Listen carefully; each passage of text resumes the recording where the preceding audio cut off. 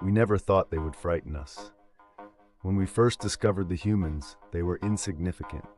Bipedal organisms barely past the mastery of fire, confined to their planet, unable to fly, let alone escape the gravity well that held them in place.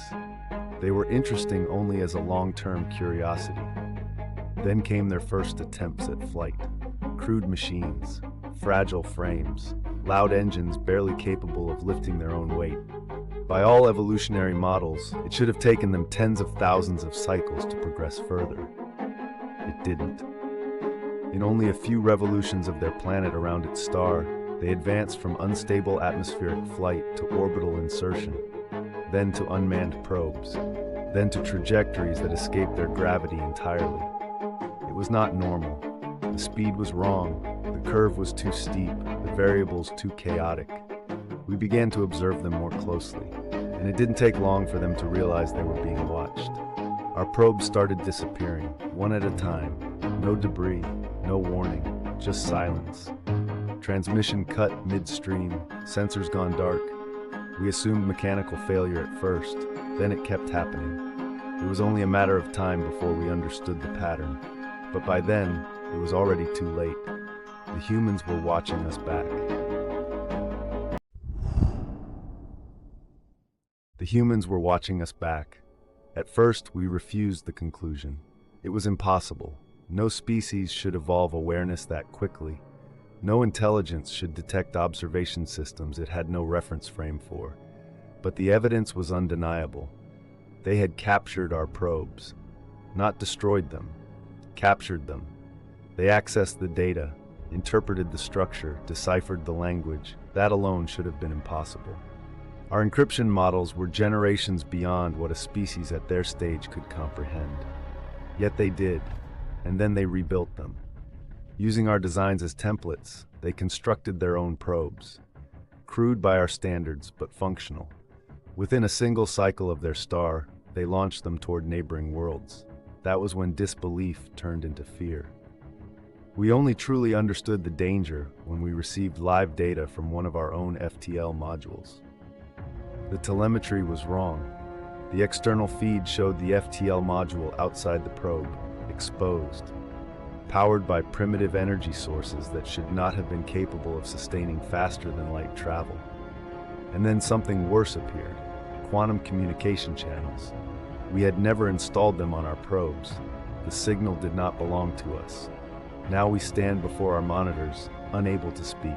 An entire fleet has departed their planet, human vessels, entering hyperspace with unstable but effective drives. We calculate their trajectory again and again, hoping for error. There is none. They are coming for us. Revenge, the most powerful force in the universe. Every race has felt it, wielded it, been consumed by it, but only humans have turned it into an art form. I remember the stories whispered by our elders, legends of a fragile yet determined species that should never have mattered. The first to master FTL while still a Class 1 civilization, a feat everyone agreed was impossible. When they arrived in our skies, they did not come as conquerors. They came as traders. Their ships were sleek, dark, bristling with potential, casting long shadows across our worlds. Their own planet was depleted, ruined by reckless progress, yet they demanded nothing in return. They offered technology beyond imagination, and asked only for what we considered worthless. Minerals of no value, seeds we thought archaic. This pattern repeated across the galaxy. Humanity became merchants, not rulers. A quiet revolution of trade and knowledge followed. Worlds prospered. Empires softened. For the first time, many of us learned humility. Then came war. Zarkal were passive, brutish, arrogant. Strength was their only language. They saw humans not as partners, but as prey. When the delegation arrived, the Zarkal mocked them publicly, calling them vermin hiding behind machines. The humans offered trade. The Zarkal demanded submission. When the humans refused, the Zarkal responded with spectacle. The delegation was captured. Their torture and execution broadcast across the stars. The message was clear. The galaxy expected humanity to retreat. Their history showed despair, collapse, silence. Instead, Humanity vanished. Trade routes went dark. Prosperous worlds felt the absence immediately. Then rumors spread. Zarkal outposts disappeared. Fleets went missing. Atmospheres turned toxic. Water became acid. Crops burned. No declaration of war, no explanation, only absence. Finally, the Zarkal issued a challenge. If humans were so powerful, face them on Larkin. They boasted of unmatched defenses, armies in the millions. Humanity accepted. The Battle of Larkin was unlike anything the galaxy had seen. The Battle of Larkon was unlike anything the galaxy had seen.